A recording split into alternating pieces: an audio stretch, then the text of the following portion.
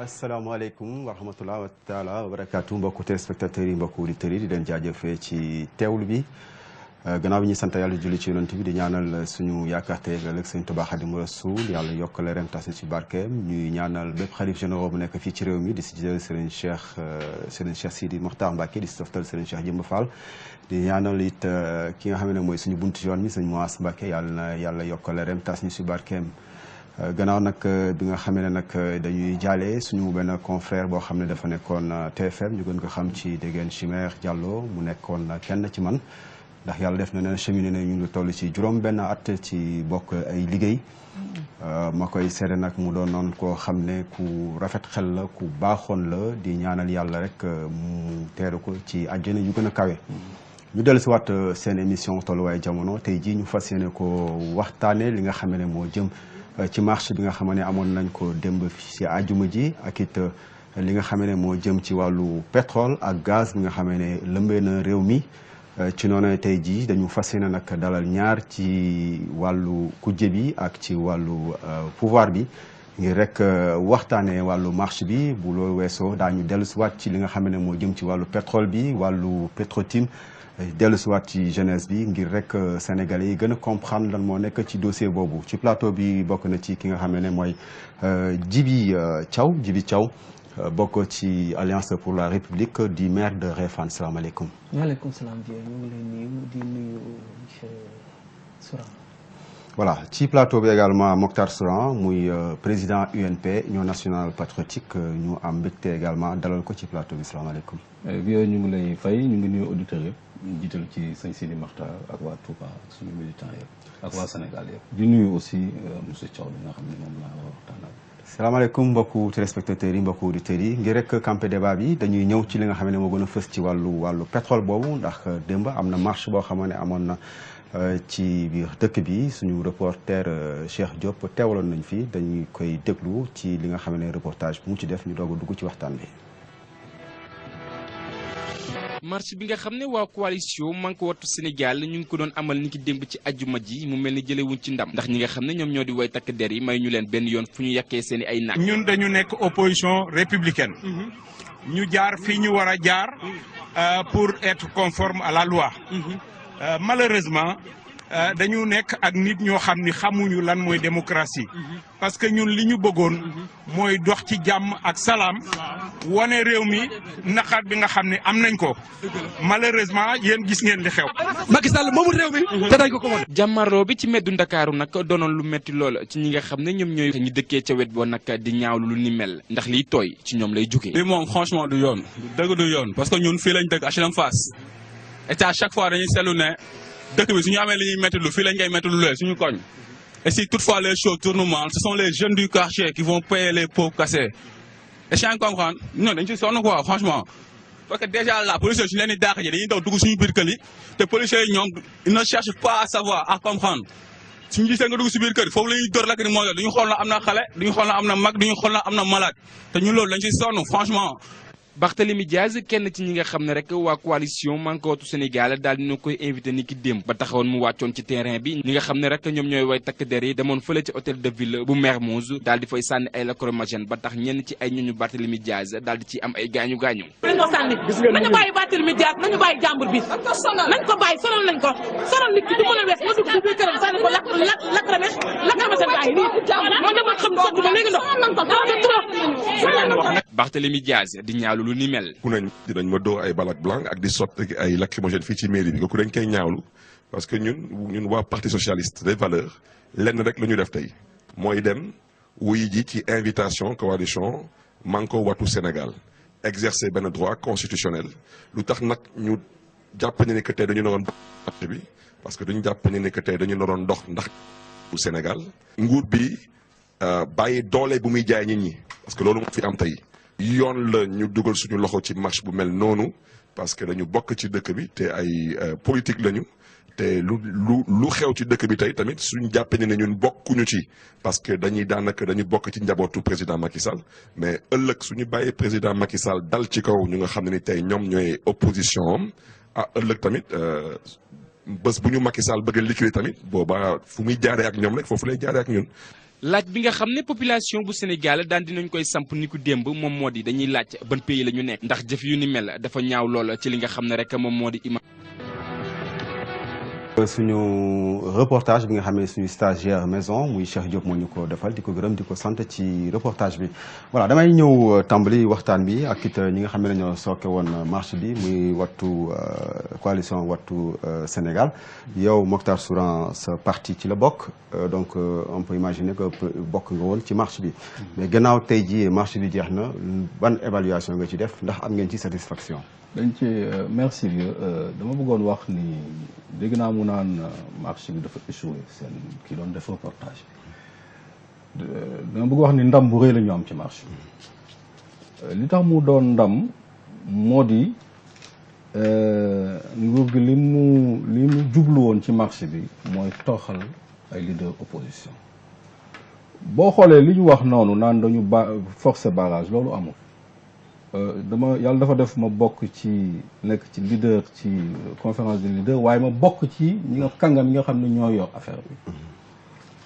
alors xam nga problème mu itinéraire moo amoon ñun dañu jógee RTS dem ministère de l'intérieur ñoom ñu ni itinéraire dafa am benn arrêté boo xam ne arrêté Ousmane Ngom mënuñu def loolu alors je signale simplement que 2012 bi ñuy xeex fii président Macky Sall bokkoon na ci ñi nga xam ni dañ doon marche di dox di jëm ville dem nañ ba place Indépendance lu ne def nañ ko kon loolu pour ñun alibi la bi loolu amee ñu évaluer bi ñu évaluer guddi la ñu préfet jox arrêté bi boobu 11h jot na pratiquement ci guddi ki ko jëli woon bi mu ñu ko indilee bi ñu analyser ci guddi gi ñu ni léegi comme que noonu la demee bu ñu xëyee ñoom dañu bëggoon jóge Obélisque ñëw RTS ñun suñu militaire dañoo waxoon ñu daje buntu RTS donc on a dit à cette heure là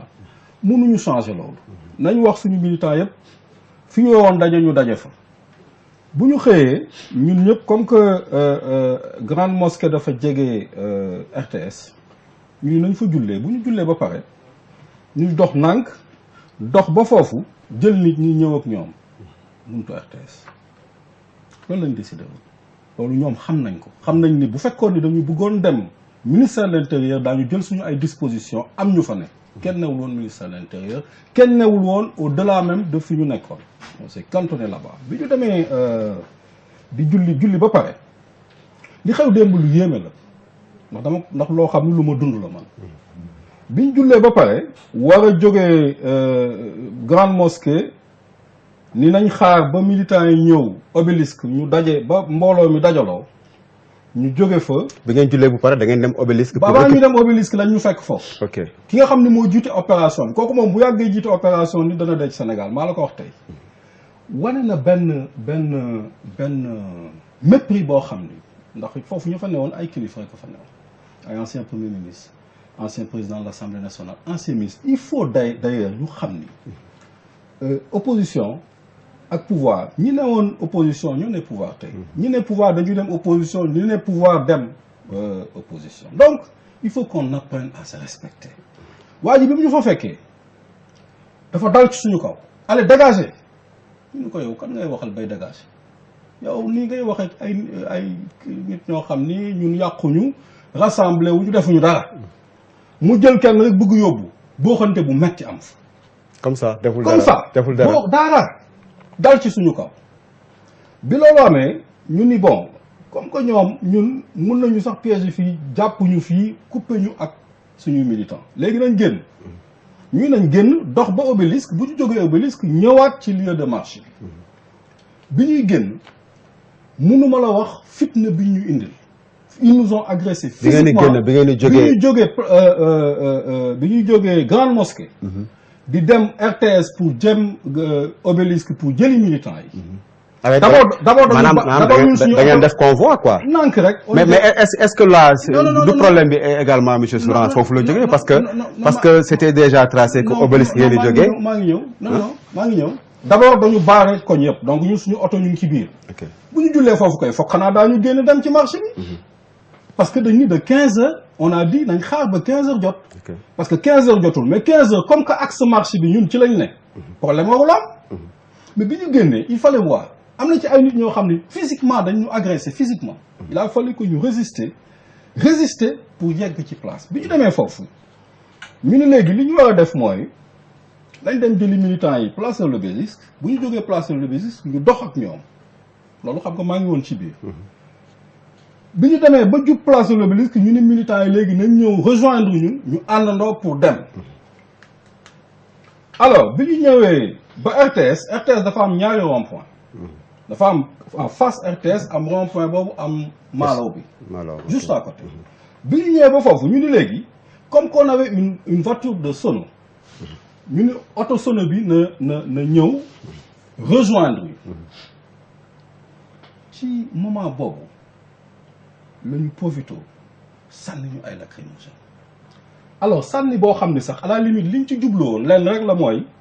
daaneel ay kilifa dawloo ay kilifa pour wane leen ni voilà gis ngeen leen ay ragal lañ. parce que finalement on peut dire que am nañu loolu. aussi bu fekkee loolu non loolu amuñu ko parce que les gens ont été dignes. parce que nag lacrymogène dama lay wax leen ku fa nekkoon nit doo ko noyyi da ngay daan. parce que lacrymogène moom daf lay étouffé nga xam. alors lan lañ bëggoon ñu taxaw xam. les gens se sont repliés. simplement kenn dawul. je peux vous assurer que nit ñi ils ont été seen dignité la ñu àndal. seen fulla ak seen fayda. loolu mooy li am. maintenant nag ay waaw dañu génn parce que la preuve lacrymogène yi bi ñu koy sànni ñu ngi ci lieu bi nga xam ne moom la ñu waroon def marche je signale que marche bi dafa woon démarrer 15h à 18h bi affaire bi am daanaka ay 16h a jot on a le droit bu ñu nekkee ñu dem dellu si taxaw defuñu dara ay loxo neen la ñu yoroon yoruñu woon xeer yoruñu dara donc loolu dafa war a jeex ci Sénégal parce que xam nga lii problème mooy marche dafa doon loo xam ni lu constitution consacré la président Macky Sall mii amul lu ñu ko deful ci marche amul lu mu dajul kon ñun suñu yaakaar dafa tas ci moom parce que dañ jàppoon ni moom wax dëgg yàlla li Abdoulaye Wade doon def ba ñu jële ko fi ñeneen def ko ba ñu jële leen fi moom du ñëw jaar ci yoon woowu parce que lii ça n'honore pas notre démocratie honorewul aussi peuple sénégalais ay nit nga jël leen dóor ay lacrymogène di leen dàqe dégg nga bëgg toroxal ay kilifa yoo xam ni bu ëllëgee mun nañ toog fi nga toog loolu du démocratie. voilà merci donc Mokhtar Souran ñu jàpp ne kon yéen seen marche bi pour yéen ndam la. parce que li ndam ngeen si doon bëgg am ngeen ko. alors monsieur Thiaw yow yaa ngi fare ci camp gouvernement bi c'est vrai que suivre nga de loin actualité bi xam naa du jëm ci marche bi le fait que le préfet il accepte la marche mu autorisé ko si je peux m'exprimer ainsi ba pare mu am répression est-ce que yaakaaroo ne contradiction la. waaw jërëjëf vieux maa ngi lay dellu di nuyu bokk téléspectateurs yi ñuy seetaan ci Lamfal TV ginnaaw nuyu aussi ma leen di jaale seen confrère Adja Degen Chimère yal na ko yàlla yërëm xaare ko aljana te taas na ci barkeel parce que nit ku baax la woon ginnaaw loolu ma ñëw ci sa question marche opposition démb déjà man li ma ci gis mooy état représenté par le préfet def nañu li leen waroon mooy da ngeen bëgg a marche d'accord marche leen dinaa leen garantiral sécurité bi waaye da ngeen di commencer fii jëm fii waxtu sàngam ba waxtu sàngam loolu dafa wund lu bari déjà waxtu bi diggante bi bii ak espace bi diggante fii ak fii préfet bu la ci joxee sañ-sañ dafay am lu mu warloo moom li mu warloo mooy mu assurer ci sa sécurité ci durée temps bi yëpp waaye aussi ci espace bi yëpp mais bu fekkee ni moom mi nga xam ne moo xam sécurité mi moo xam disposition yi mu jël pour tolof-tolof du am moo xam fi ñu war a jaar pour jafe-jafe du am mu ne la jaaral fii nga lànk ne du ma jaar foofu mais moom dafa war a jël ay responsabilités ni muy jëlee ay responsabilités mooy force doit rester à la loi fi mu la wax tànk yaa ngi fi problème du am parce que foofu la préparer foofu la sécuriser pour yow waaye boo bëggee jéggi foofu nga xam ne préparé wu ko dispositif sécuritaire am nekku fa te lu fa xew il est responsable mais day lànk parce que lu bu leen bàyyi woon ñu dem fu mu sécuriser wul fu ñu mettre disposition sécuritaire lu fa xew dañ naa ana préfet fu mu nekkoon. mais moom nee na ñoom accepté nañu itinéraire bi leen. non accepté wuñu ko d'ailleurs damay relever ay contradiction ci li mu wax parce que nee na mënuñu woon informer seen militants yi ñoom ñu ne dañuy jullee ji grande mosquée mu ne ñoom ñu ngi julli grande mosquée militants yi leen di xaar obélisque lu wax militants yi obélisque wala sa volonté manifeste la woon semer le désordre parce que moom nee na bi ñu ne grande mosquée militants yi ñoo ngi leen di xaar obélisque lan moo wax militants yi obélisque ça veut dire que militants yi xamoon nañu ne dans l'arrêté du préfet dans l'autorisation du préfet marche bi foofu la mais ñoom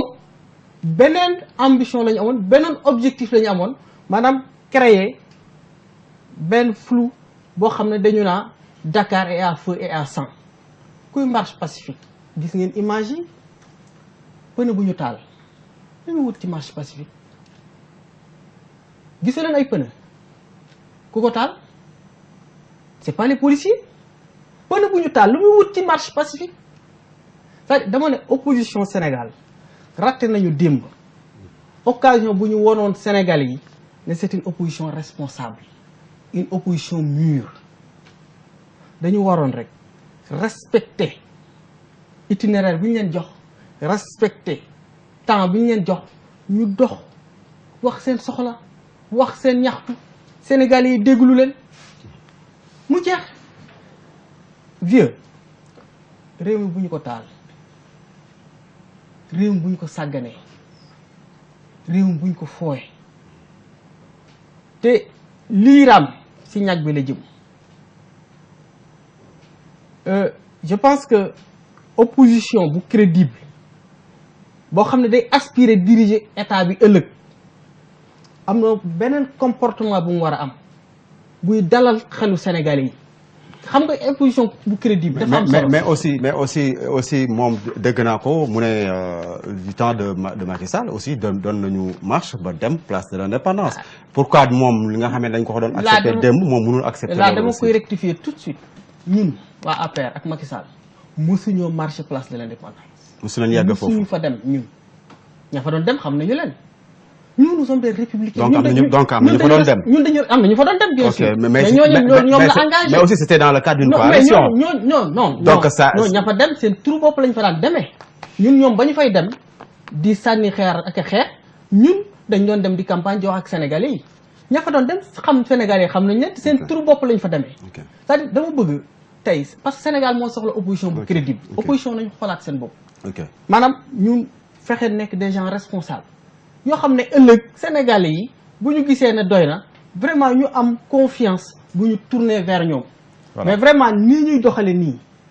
man daf ma tiital. voilà daf ma tiital. voilà merci donc Djibi Thiaw donc ma ñëwaat ci Mokhtar Souran d'ailleurs du moment que ngeen constaté ngeen ce qui s'est passé ngeen jàpp ne peut-être que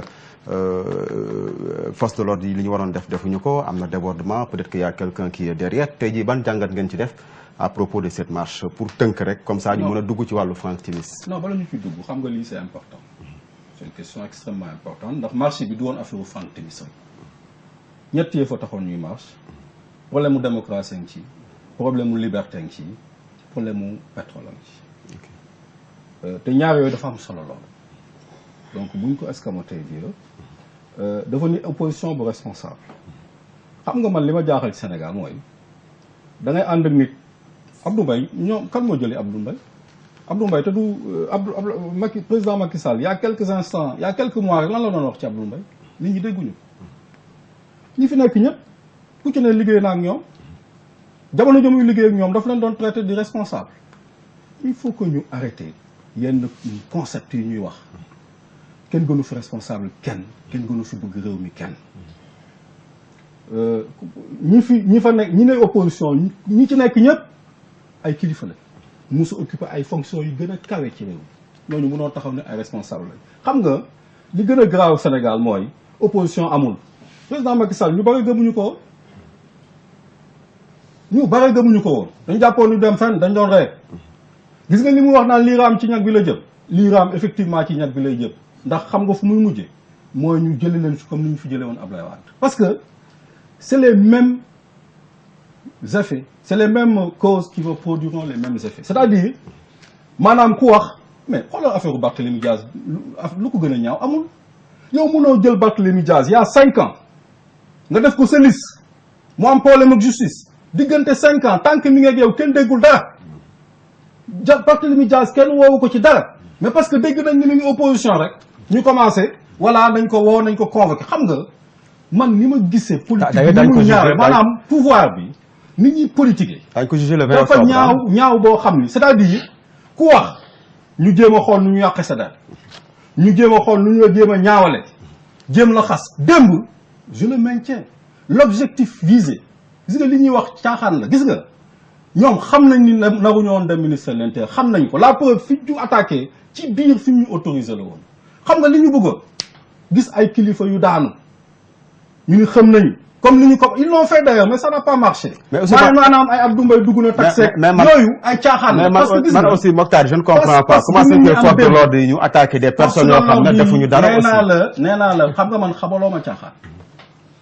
moi je suis pas man xam nga am na yoo xam ne du ma ci dugg li may wax ci télé laa koy wax y avait des témoins dama la force de l'ordre xam na kañ la ñu commencé attaqué grande mosquée dañu fa fekk defuñu waxuñu coow amul dara amul ñu commencé di dal ci suñu kaw ba bi ñuy dem ci marché bi ñu ngi dal ci kaw nit ñi maanaam objectif bi démb moo doon toroxal ay nit te dama bëgg fàttali leen d'ailleurs j'en profite pour lancer un appel à nos forces de l'ordre parce que man xam naa ni ay patriotes lañu gis nga nguur gu ñëw jëngi ñëw leen def loo leen lu nekk parce que même police bi moo fi nekk ñoom la Abdoulaye Wade doon utiliser di duman ay nit moom la Abdou Diouf doon utiliser moom la Senghor doon utiliser démb ak bërki démb tey ñoom la Macky Sall di utiliser pour duma ay nit wala pour faagaagal ay nit dama bëgg waxe que ni démocratie bi du luñ ñu may préfet au nom de quoi préfet naan ñu fi ngeen di jaar mais li muy wax sénégalais yi dégg xam nañ dama ni constitution dafa consacrer benn droit constitutionnel préfet arrêté la jël constitution moo gën a fort arrêté moo gën a fort loi li ñu wax mooy opposition da ngay waxtaan ak ñoom même ni ñu massacré ni mënoon nañ ñëw carrément en personne responsable li ñu mais quel est le problème ñun li ñu bañ mooy bu leen génn fii ñun génn ñu foofu mais li ñu jiital mooy ërtal te dama bëgg wax ni démocratie bi du lu ñu may ça a été un combat boo xam ni depuis Senghor nga xam ni fii jàpp nañ fi ay nit rey leen jàpp nañ fi ay nit tëj leen Abdou Diouf gis nga démocratie bi Senghor gis nga d'abord li fi xewoon Abdou Diouf gis nga ni mu demee woon nga xam ni day voté sans carte d'identité ñu xeex loolu ba ñu dem ba nga xam ni am benn démocratie boo xam ni daanaka modèle la am na nag lu ci ñuul lu ci bokk lu ci commencé bokk muy la moo affaire carte d'identité yi tappale bu réy ci yu bees yi parce que ay y a un stock mort moo am na ñoo xam ne dañ ci nekk waruñu ci woon nekk bi ñu demee commission ñun leen mais ki nga xam daf ci nekk waru ci woon nekk bu ñëwee ci commission bi ba teew physiquement kooku deewul bu boobaa kooku nañ constaté ni teew na ñu defal ko carte d'identité bàyyi ko ci fichier bi ñu déedéet ku ne da ngay ñëw wax ni est-ce que da nga bëgg rester wala bëggoo rester d'abord on a 5 millions d'électeurs sur 10 ans lañ ko am on veut sur 6 mois ñu am un fichier acceptable loolu ñëpp xam nañ ni mënul ne liñ ci jublu mooy éliminer le maximum de personnes pour que nit ñi ñu am fichier bu ndaw bu ko defee ñu mën ci def liñ ciy def loolu leneen li ma gën a jaaxal aussi vieux ci fànn boobu parce que loolu c'est extrêmement important parce qu'on a communiqué dessus moo di comment nga bëgg yow réew nga ni yow da nga boole carte d'identité ak carte d'électeur nga ni fekk 6 mois bu passé da ngay joxe 10 000 pour am carte d'électeur mais loolu foo ko mos a gis ban réew nga mos a gis loolu ban réew nga gis carte d'identité carte d'électeur pour nga jot ko il faut que nga joxe 10 000 francs je dis président Macky Sall erreur bi mu def xaw ma moom la xaw ma ñi mu àndal waaye ñu ngi koy def lu erreur boo xam ni maanaam gëmloo ko ni mbir mi ay labaj ak ay calcul politicien wala ay pexe mun na fexe ba mu jàll. ok loolu dafa xew ci Sénégal démocratie bi toll na foo xam ni kenn mënatul nax kenn. ok ok c'est vrai que Mokhtar moom aussi lu mu wax c'est am na solo parce que carte d'identité bu njëkk c'était la gratuité maintenant ñu bëgg a coupler carte d'identité ak carte d'électeur on te demande 6 mois de gratuité bu weesoo 10 000 francs la 10 000 francs nga am carte d'électeur nga am carte d'identité est-ce que là aussi du nekk loo xam ne dina freiner un peu l'engouement des Sénégalais pour dem wuti carte d'identité pour mën a dem voter est-ce que du nekk benn affaire boo xam ne dina xaw a décourager nit ñi parce que 10 000 francs c'est pas à la portée de tous les Sénégalais moyens aussi. waaw jërëjëf Abdoulaye mais balaa may ñëw foofu ci carte d'identité je reviens à la marche parce que je pense foofu lañ nekkoon moom mooy extrapoler dem ci. d'accord rapidement ñu terminer foofu. après ñu aborder leneen extrapoler dem ci carte d'identité yi. ok je pense que dafa am lu yenuwul maanaam gisoo le commissaire bi nekk Dakar sans doute nekk na commissaire te président nekkul te Macky Sall nekkul président de la République te bu màggetul. président Macky Sall dina jeexal mu kon ne di nekk commissaire le préfet de Dakar sans doute nekk na préfet te Macky Sall nekkul président de la République te bu màggetul dana kon ne di nekk préfet mieux wala sax mu nekk gouverneur fekk Macky Sall jeexal na ba dem kon ñooñu am nañu sécurité bu ñu war a mën a am une certaine neutralité man je pense que ils sont assez neutres. mais aussi des fois les forces de l'ordre dañuy def preuve de zèle aussi ci seen xaaral ma ñëw des fois ñu xaaral ma ñëw je pense que sénégalais ak ni ñu ko xamee am nañu respect ci doomu aadama boo xam ne mënuñu dem fekk nit rek ku deful dara monsieur Sourang deful dara ñu di ko sànni lacrymogène non sénégalais melul noonu ñëpp du waxuma force de l'ordre yi kese mais sénégalais tout court amul audace ak ñàkk kersa fekk ku deful dara mu di ko sànni lacrymogène wala mu di ko dal ci kawam amul mënul nekk mais préfet ak commissaire donte am nañu assise boo xam ne Macky Sall defu leen préfet defu leen commissaire te Macky Sall dina jeexal bu soobee yàlla ñu ko ne di nekk préfet wala lu gën préfet ñu ko ne di nekk commissaire wala lu gën commissaire mais ñooñu war nañu am neutralité maintenant neutralité boobu nag ça ne veut pas dire que doo responsable responsabilité mu ngi commencé ci li la réew mi dénk nga war ko saytu nga saytu ko mais boole ci fulla ak fayda xam nga nit ki warul ñëw ne damay def marche waaye fu ma neex laay jaar mu ne lu tax préfet ne leen fii ngeen di jaar mais préfet moo xam ndax à côté am na ku fa am beneen xew boo xam ne jox nañ ko autorisation mu base ci wet gi ñoom xamuñu loolu préfet moo xam fi nga xam ne xalaat na ne buñ fa jaarale du am infiltration ba mu déborder préfet moo ko xam ñoom xamuñu loolu kon préfet bu la leen waxee jaar leen fii c'est parce que dafa am lu mu xam c'est parce que dafa xam ne moom li ñu ko sas muy maintien de l'ordre bu bañee mu am benn tolof ñii di marche tey nañu jaar fii xëy na bu ëllëgee les données vont changer. ñu mën a jaar feneen. ok ñëw ci carte d'identité vraiment nañu bàyyi yooyu. ci carte d'identité bi rapidement xam nga Sénégal dañu romb foo xam ne da ngay ñëw rek créer de toute pièce benn situation boo xam ne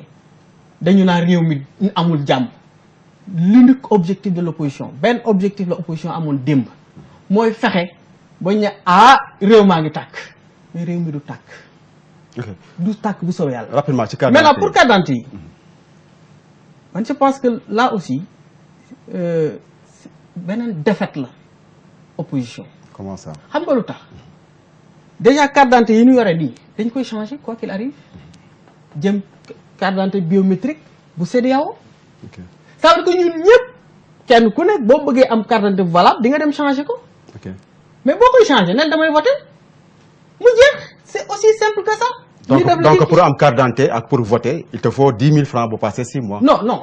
defal daal. non c'est ce que loolu la ñu wax. la carte d'identité bi lañ la wax. mais xaaral la yow vieux. non mais du moment que non attends ma expliquer. waaw non man aussi dama lay relancer rek c'est-à-dire dañu coupler.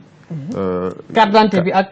donc en une pièce. très bien. mais on te fait payer 10 000 francs ça veut dire que même pour voter on te fait payer 10 000 francs. après 6 mois après non xaaral non 6 mois après moi je parle de après 6 mois bàyyi ma expliquer la. carte d'identité biométrique la ñuy instauré au Sénégal CEDEAO léegi yow sa carte d'identité bi nga yor quoi qu'il arrive dootul baax donc tu es obligé nga dem changer ko. mu gratuit 6 mois yi ñu jëm boo demee di ko changé neel commission yi dama bëgg a voté Kër Madiabel lay voté c'est aussi simple que ça. Maintenant 6 mois après du vote bi la ñuy jaay. ñuy jaay carte d'identité non carte d'identité bi la ñuy wax boo ko bëggee. mais c'est la même chose quand même pourtant waaw tey may déglu. pourtant dañ la ne passeport boo ko bëggee da ngay def nangam ah. mais passeport c'est pas mais passeport c'est pas pour assumer un acte citoyen. c'est différent passeport c'est pour voyager. xam nga 6 mois yi ñu dem nii 6 mois yi ñu dem nii yow vieux Ablaye demal nga ne damay inscrire mais bëgguma voter ñu jox la sa carte d'identité ni sa carte d'identité biométrique mais toogal 1 an après ngay leen dama bëgg a voter demal pour inscrire ba xam ndax dañ lay wax da ngay joxe 10 000. est-ce que loolu c'est pas trop non est-ce que loolu aussi c'est non comprendre naa la nga wax mais Thiaw ça c'est trop compliqué. non c'est pas compliqué non c'est compliqué. non c'est pas compliqué parce que yéen seen avantage mooy que avantage bi ensuite sénégalais mooy ñëpp voté quand même mais sénégalais yi voté sëñ Mokhtar mais mënuñu leen xàmmee ci fichier bi ak sénégalais yi voté Macky Sall ak yi voté Abdoul Mbaye ak yi voté Idrissa Seck nuñu leen di xàmmee. tout à fait parce que y a des choses yoo xam ne. vraiment manque d'argument la. bon c'était pas le sujet du débat c'était pas le sujet du débat donc dama bëgg ngeen may ma rek tuuti pour ma camper waat un peu débat bi comme ça ma oriente ko selon man ni ma ko bëggee parce que ñu ngi dem di wax carte d'identité alors que vraiment je n'avais pas prévu de parler de ça. On parle maintenant de l'affaire Franck Timis c'est vrai que l'affaire Franck Timis dafa nekk sujet boo xam ne dafa susciter benn engouement ci politique yi même Sénégal yi sax mun naa ne ñoo si gën a maanu ñi nga xam ne defuñu politique ak yu ni mel mais li leen gën a ëlëm mooy dañ ci comprendre dara parce que je crois que lépp mi ngi tàmbalee ci jamonoy Abdoulaye Wade donc fa la ñuy signé décret bi pour lu jëm ci wàllu Franck Timis mais dama bëggoon xam j'ai posé des questions précises ma bëggoon ñu répondre des questions précises parce que temps bi ci des bëriwul comme ça ñu indi ci ay leeral damay dégg ngeen jël wàllu Franck Timis ne bon peut-être que dafa def enrichissement ci wàllu pétrole bi ndax contrat bi nga xamee ne état du Sénégal moo ko signé ak Franck Timis ndax contrat bi dafa am ay irrégularités ndax dafa baaxul. non voilà maa ngi lay remercier sëñ Djibi sëñ Ablaye xam nga affaire Franck Timis dafa am yu bare yu ci ne bi ci jiitu mooy man sax bëggumay wax ci nit ndax boole ci Alioune quand même sama rakkal waaye xam nga bu réew mi taxawee moom intérêt réew mi rek la ñuy xool xam nga je pense que c'est même excellent débat bi ñuy def ci affaire pétrole ndax am na réew yoo xam ni ressource dafay génn rek xeexoo am te jàpp naa ni référendum bi